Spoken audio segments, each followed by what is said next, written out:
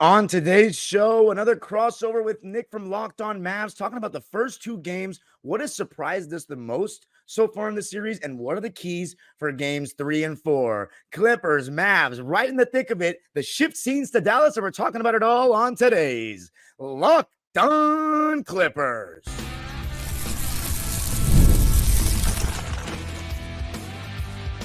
You are Locked On Clippers, your daily Los Angeles Clippers podcast. Part of the Locked On Podcast Network, your team every day. All right, welcome in. Nick Angstadt from Locked On Mavs here, and Darian Vaziri, Locked On Clippers, crossing over again. Crossover once, crossover twice. Hezzy into the shot. Darian Vaziri, what you got for me today, man? Oh, man, Nick, first two games, I think they went kind of how we expected in terms of the result. 1-1 split going back to Dallas. Very competitive. And right now, the Mavs have a little bit of an upper hand, taking home court advantage, but I got confidence in my guys to come take one in Dallas and bring it back at least 2-2 coming back home. Yeah, Darian refers to the team as we. I would like to just point that out to everybody that's maybe listening for the first time. But he comes by it honestly, because if there's going to be somebody to claim the Clippers, I guess it's either Clipper Daryl or him to claim it. I also have to say that after I saw you after game one, that was maybe the most excited I've ever seen a person after one single win of a basketball game that wasn't like the finals. You were like so excited after that game. Dude, I'm seeing you for the first time in my life, and my boy Davo, who's from Birmingham, as a YouTuber, and I see you both at the same time after a game one win. And I had some alcohol and stuff. I was on top of the world. You were like, oh, you, and you're like, going back and forth. I was dying. It was amazing. But Darian Vaziri, let's get into this. Mavs, Clippers, you talked about it, you said it. Split it, not necessarily in the way that you thought, which is classic NBA playoffs, where you're like, oh, I expect this to happen. Maybe they'll split it in LA, but not the one that Kawhi doesn't play. The Clippers win. The one that he does play, Clippers win. Let's start with something that was different than you expected. I'm gonna start first here. Something that was different than what I expected. My take on the show 2 days ago, I think Kawhi actually made the Clippers a little worse. And let me explain. I think he made their offense a little bit more predictable for the Mavericks and a lot slower. They were way more methodical trying to get into their offense. And of course, that's what Kawhi Leonard does. But I think it made it easier for the Mavericks to defend that instead of the Mavericks really struggle with, we've got to catch up to the passes. You swing, pass all around, pick and roll, have to decide, make a decision, like follow the ball, all that kind of stuff. They struggle with that kind of stuff. Whereas if Kawhi's just going to pound the rock, get into a shot, they can defend that a lot easier. Paul George kind of got into that. James Harden felt like got into that in game two. And I thought that was a big change for the Mavericks. Yeah, I totally agree in the sense that the Clippers played slower with Kawhi. It felt like at times, and a lot of fans that I talked to at the game said this, that it felt like we were trying to kind of force feed him to get him back going again. And it may have taken shot attempts away from Paul George. And it did stagnate and slow down the offense. And it was clear that Kawhi wasn't at his best or 100%. But here's the thing. You'd rather have him wear off that rust earlier sooner than later, because at the end of the day, I am not one of those Clipper fans that believes that the Clippers could win the series without Kawhi. I think that was an amazing first game. I think to an extent, caught the Mavericks off guard. Got some great performances by Harden. Zubac's his best playoff game of his entire career. Paul George was just good, not even spectacular, and the Clippers got the job done. But yeah, I definitely agree. Trying to get Kawhi back into things, it was an adjustment period, but my hope is that he wears off that rust, and hopefully by games 4, 5, 6, and towards the end, we get that Kawhi that Mavericks fans love to hate, I would assume to say, I guess. What did you take from, so the whole experience, I went over it on my show, but for your audience and others that are joining, they reported that Kawhi Leonard was going to be a game-time decision. Woj came out and had that big report that he was going to be a game-time decision. He was going to warm up, and they were going to see what was going to happen. And so then Kawhi starts warming up, and I walk out there, and I was like, all right, let me watch Kawhi warm up. And so I'm sitting there watching Kawhi warm up. I'm like 10 feet from him and watching his knee like a weirdo, staring at this dude's knee. It's one of the weirdest things when you're like trying to watch a guy to see how he is after an injury. You're just like staring at a guy's leg.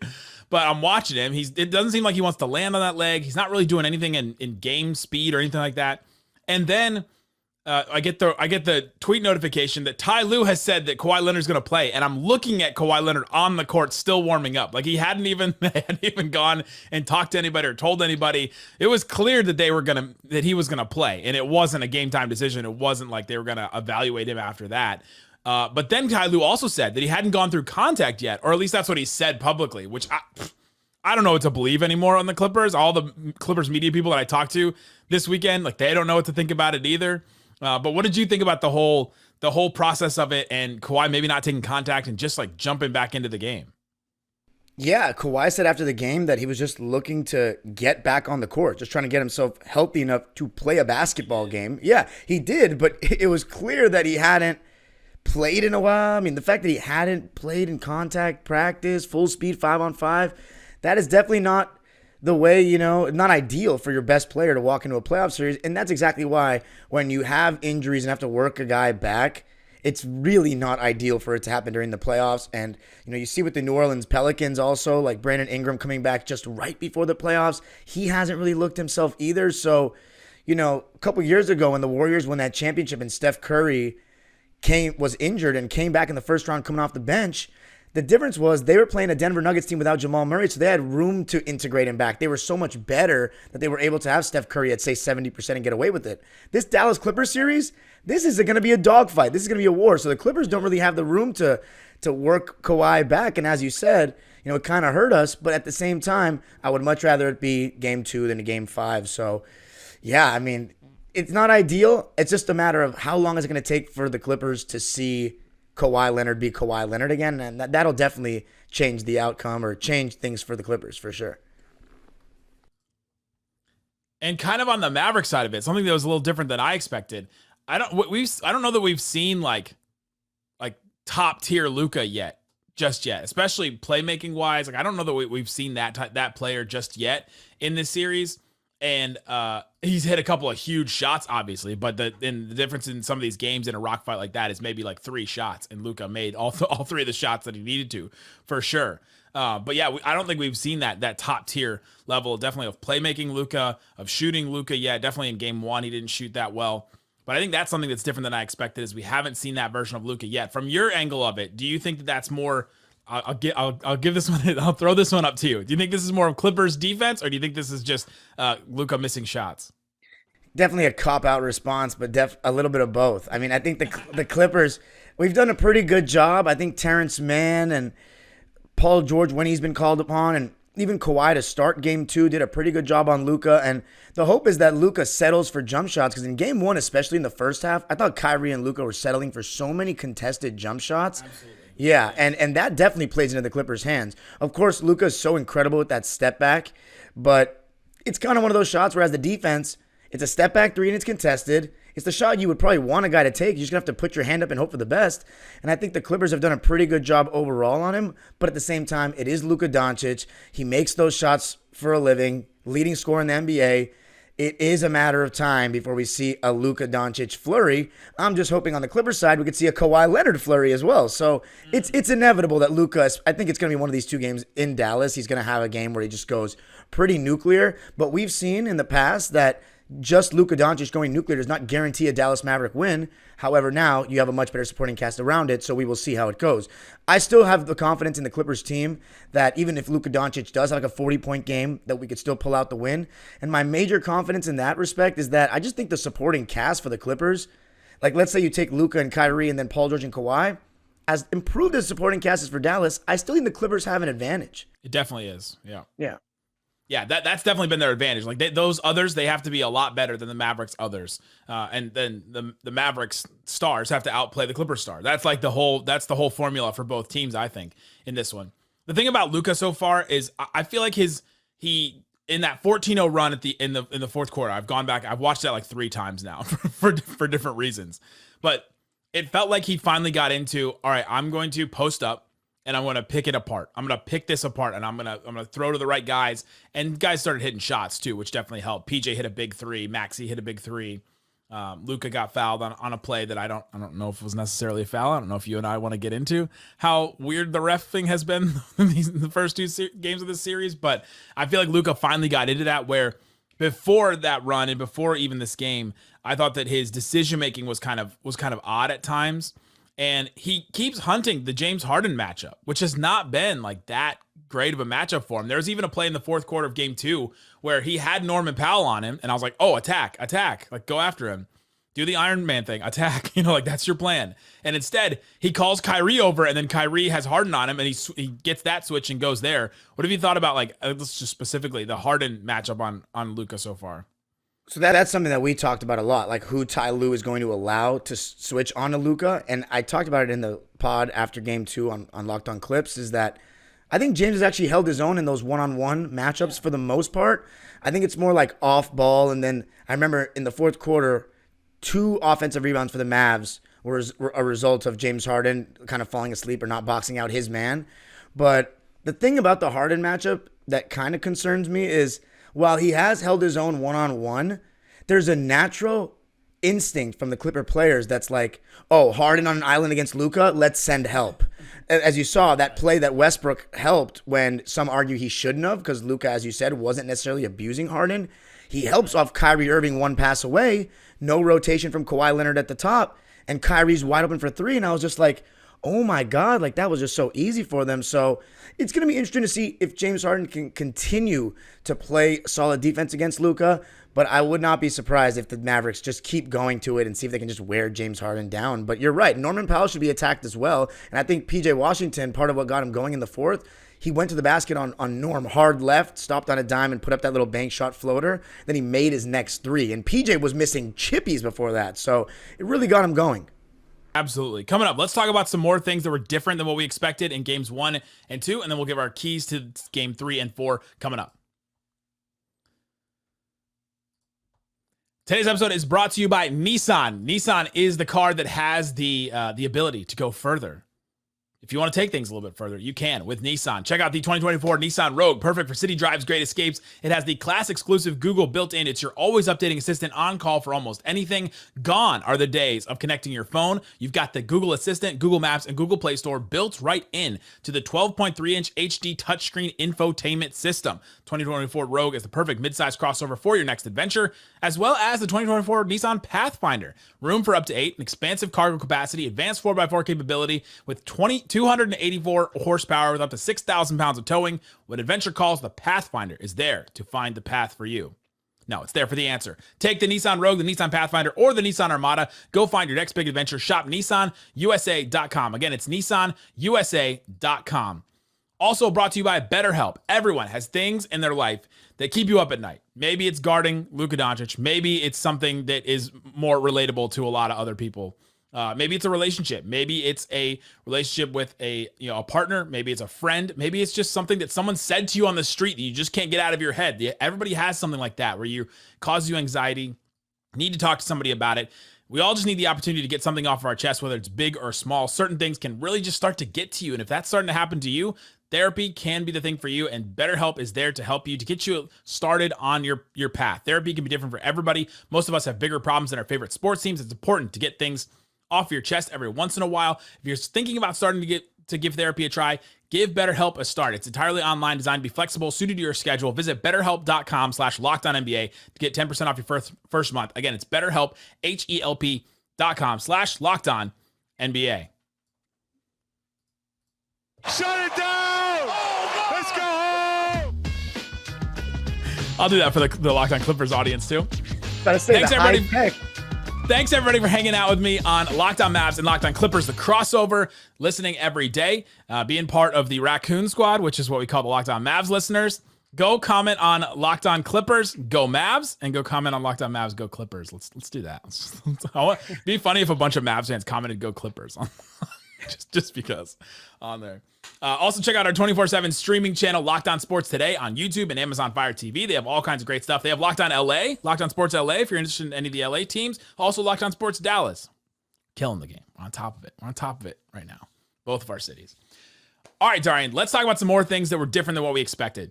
I want to talk about Zubats because he was different than what I expected. And you tried to warn me. He's older. He's better. He's grown. He's, more mature. He's learned. But to see him 3 plays in a row to start the game in game 1, go right at Gafford and to score right on him. I mean, I was surprised. Were you surprised even a little, like that they just went straight to him, that he scored on him all those possessions? Yes. I'm very surprised because I said that Ty Lue, and so many Clipper fans have been calling for this. It's funny though. Zubats is such a, polarizing figure among Clipper fans. Not the actual Clipper fans that attend games, but like the online crowd. There's some people that think Zubats is just not a starting center and all this stuff, and then there's a lot of them that think he's great. So one of the people that think he's great have had an issue with Ty Lue not throwing him the ball enough throughout his career, because the guy has touch around the basket. It's so obvious. And he's had that since he was on the Lakers. Right. And he's only improved, and now he has a left-hand jump hook. He used to never be able to turn over the right shoulder, ever. So now that he has that, you'd think we'd feed him the ball more, and we started to towards the end of the season. That was the first time in the playoffs where we really said, Zoo, go get buckets. And I think it was awesome because I talked about it on the previews. I don't think with you, but I said that Gafford, I've seen that he can protect the rim better than some of the guys that Dallas has had in the past. But I watched your game against the Kings, and Sabonis was kind of, not dominating, but having his way in the low post. So I was saying, okay, maybe Zubats can take advantage of Gafford as a post defender. And you saw that it was happening. So really happy for Zoo. And Gafford, in my opinion, these first 2 games has kind of been a non-factor. I thought Lively was a lot better last game. Yeah, even before this series, I thought that Lively would be better. He's been better on those bigger type of bigs. Your Jonas Valanciunas, your Zubats, other European centers. Jokic, he was better on Jokic than Gafford was, for as good as you can be on Jokic. But yeah, Lively has been better on those guys this season. And so I thought that this would be more of a Lively series than a Gafford series. I did not think that Gafford would look like not an NBA player like at times in this series. Now, he had the injury where Paul George, had the little like the forearm shiver on him, and he fell down and hurt his lower back and his ankle, and he's had those kind of injuries in this. And so I'm curious what he looks like in game 3. But I also wouldn't be surprised if Kidd decides to start Lively. That was one of my changes they should have made after game 1, and they went with Lively for more minutes. But I think that Lively just plays Zubats better, and I think that's a better matchup for him. And so yeah, I think both sides of the big man conversation are different than what we expected. Yeah, absolutely. I think what was interesting, too, was after the 2 fouls in Game 2, the Clippers never really looked to get Zubats going in the post for the rest of the game. And that was something that a lot of Clipper fans took issue with, trying to force-feed Kawhi instead of throwing it down to Zoo. Then there was one possession where James Harden took a step-back 3 when Zoo was in the post against Luka. After Luka had just picked up his 3rd foul, I know there was only 5 on the shot clock, but Harden, 4 on the shot clock to work in the post. I think that's enough time for Zoo to maybe get a good look off. And Harden was not shooting well from 3, so that possession really angered me at the game.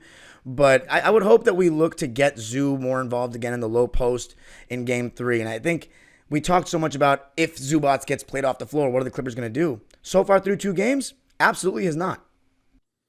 Yeah, what he's played through 2 games. He's played 33.3 minutes combined, for the 2 games.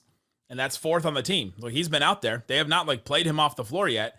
And I think it's a testament to the Clippers. I think it's a testament to a couple things. I think it's the Mavericks have less shooting than they did the last time that these 2 teams faced in the playoffs. And I think that lack of spacing and lack of real outside threats has affected it a little bit more than maybe we thought it would. And then the Clippers defense is just really connected, and they can cover for a lot of those issues and things.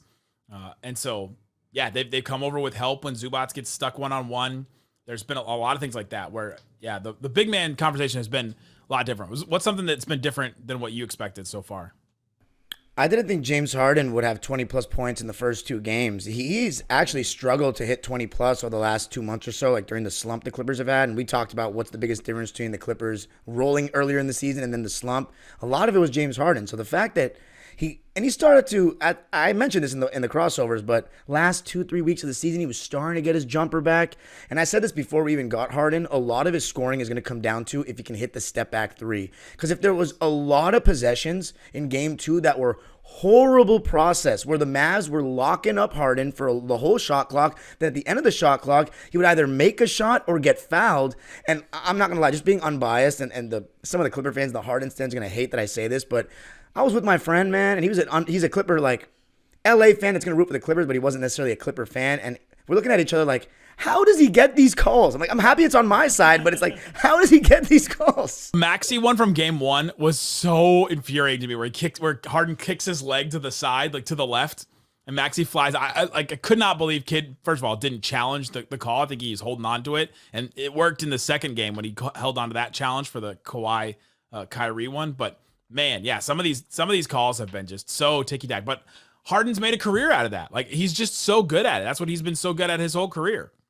Yeah, every time he shoots a three that's contested, I think there's going to be a whistle. Or he tries to get the foul every time he shoots a contested three, which can be annoying at times when it doesn't work out for him, but he is the all-time leader in 4-point plays. So, as you said, he has made a career out of that.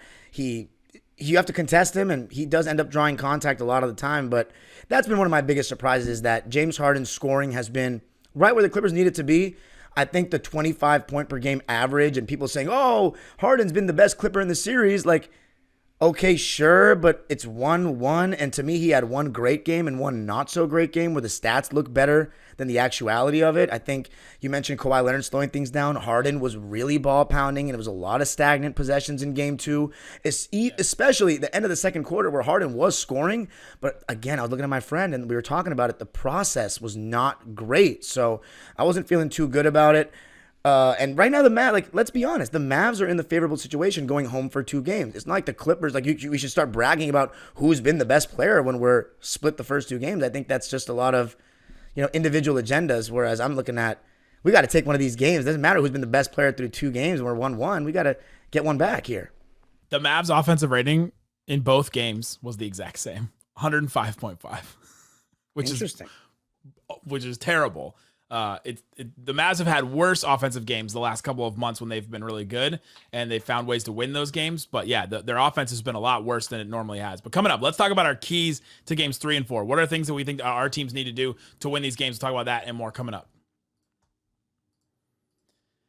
Today's episode is brought to you by LinkedIn. LinkedIn Jobs helps you find the qualified candidates you want to talk to faster. If you're a small business owner, we know that you've got to have a bunch of different hats. You've got a lot of things going on. You've got to take money to this bank and do this, and you've got to, I don't know, what else do you do as a small business owner? You got to hire people, that's for sure, and LinkedIn Jobs will help you do that. You know that 70% of LinkedIn users don't visit other leading job sites, they just use LinkedIn. So if you're not looking on LinkedIn, you're looking in the wrong place. On LinkedIn, 86% of small business owners get a qualified candidate within 24 hours. It's not a long time. Hire professionals like a professional on LinkedIn. Post your job for free at linkedin.com/LockedOnNBA. That's linkedin.com/LockedOnNBA to post your job for free. Terms and conditions do apply.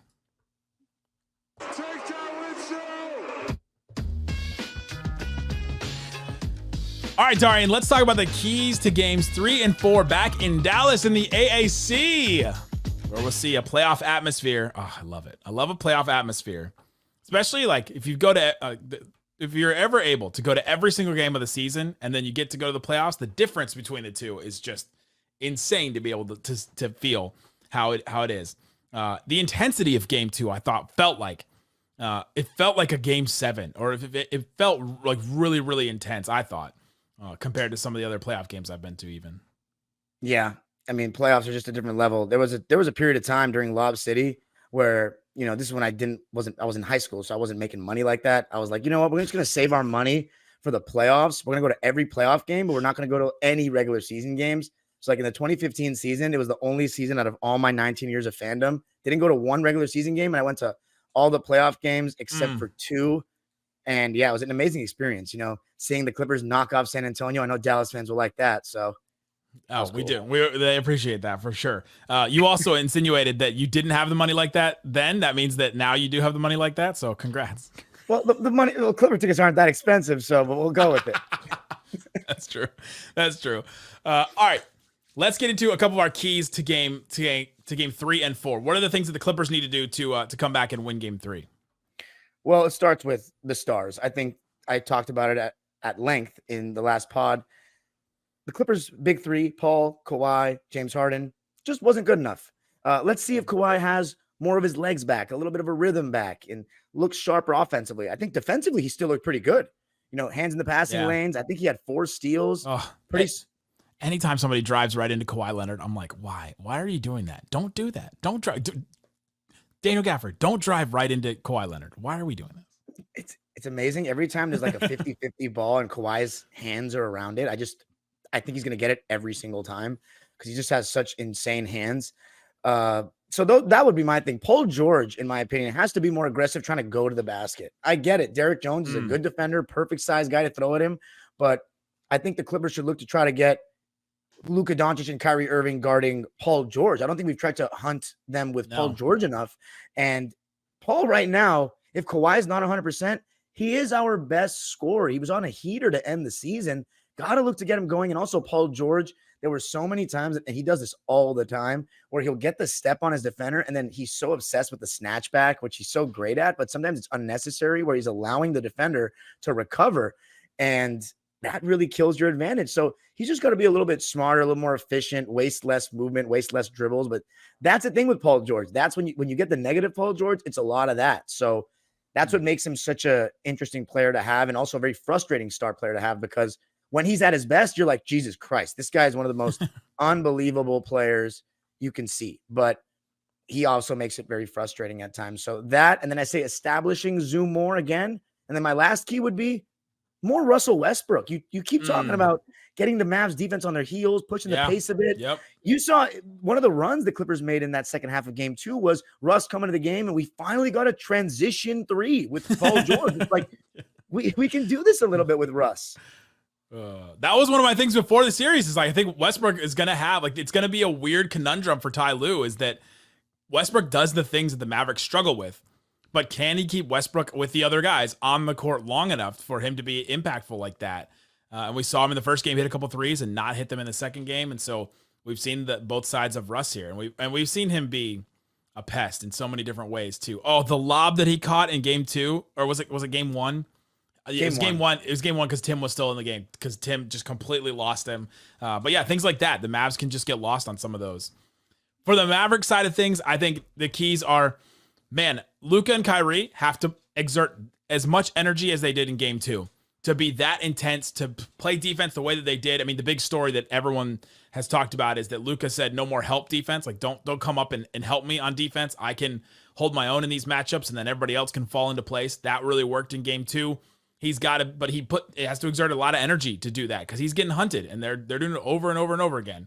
It's almost like he's the only one playing basketball when they do that sometimes, because he's the one guarding on one end, and then he has the ball on the other end. I mean, it's just a lot to put on one guy, but he has to do that. Kyrie has to do that. I would love to see a little Kyrie run like we saw in game 1, but in a game where they hadn't scored 8 points in the second quarter, like that kind of a run from Kyrie. So I'd like to see that as well. And then they've got to pray to the basketball gods that the role players play better at home thing is true, right? A Gafford, it would be great to see that. A Derrick Jones Jr. shooting from 3 would be great to see that. Maxi's hit a couple, but to see Maxi hit a couple of threes. And then I think the real key one that I talked about with Dana Larson yesterday is Dante Exum. Because if they need some more offense, again, 105.5 offensive rating in both of the first 2 games. If they can, Dante Exum and Luka and Kyrie, when they're on the floor together, the offensive rating's been like 136. It's been like amazing to see those 3 guys together. And so if they can get Dante Exum going a little bit more, if he finally settles in and at home as a role player, he settles into some offense and contributes in some ways, I think that'd be really, really good for the Mavericks. You know, going back to what's different than expected, one thing that has really surprised me, actually 2, one of them was, even though we've talked about Luka's improvement defensively this year, that was impressive to see him stand up to the task like that at the end of the game. I mean, got to give him credit. And then Maxi Kleber, this is a guy who I talked about with Mavs fans last year. It sounded like he was cooked, like just injured all the time. And then now he was back, and to me, that small ball 5, putting Maxi Kleber in, it really changed the game. And we talked about it at length. The Mavs small ball stuff right now, the small ball lineups, are superior to the Clippers small ball lineups this season. And I think Maxi Kleber, not only is he a pretty versatile defender, he made that huge 3 at the end, but when Maxi's out there, you're not targeting the 5 in the pick and roll. We started targeting Luka, and he stood up to the task. And there was a clip that was trending on Twitter of Luka. I don't know if you saw it, Luka locking up Kawhi Leonard on the right-hand side of the court. And there was a lot of people talking about, oh, man, it's just because Maxi Kleber pulled over and helped. The spacing and all that is so bad. And this is my counter. Spacing was bad on that play. It was, but here's the problem. That was a 5-out small ball unit that's supposed to space the floor, and you're talking about spacing. So that's telling me that your execution is completely poor. And also, Norman Powell cleared the entire right side for Kawhi to go baseline, and Kawhi just hung with the ball, and it allowed Maxi Kleber to pull over. And then people are taking screenshots when Maxi Kleber pulled over. It's like, this is the playoffs. Every dribble counts. The margin for error is thin. You're playing against a good defense. And I think this doesn't apply to me, but one thing that's different than Clipper fans expected is they just didn't seem to listen when people were talking about the Mavs defense has improved. Like, PJ Washington was playing amazing defense. And I've been hearing this from Mavs fans, but I've also been watching the games. I hope he's not going to like do that well on Kawhi when Kawhi gets his legs back. But I mean, come on. He was standing up to the task. Got to give credit where it's due. Absolutely. Maxi, you mentioned Maxi. His season has been so weird. So yes, last year he did not look like the same guy. They had to end the season with him like starting at the 5 a lot. It was like him, Bullock, and Josh Green were the starting front court. Like going from them to the starting front court they have now is such a big improvement. But Maxi plays the first 3 games. Then in the 4th game of the season, he gets hurt. And it's like a weird toe injury. And so he's out for 3 games. Then he comes back for a game at home against Toronto. And then he misses like 3 months after that with a dislocated toe.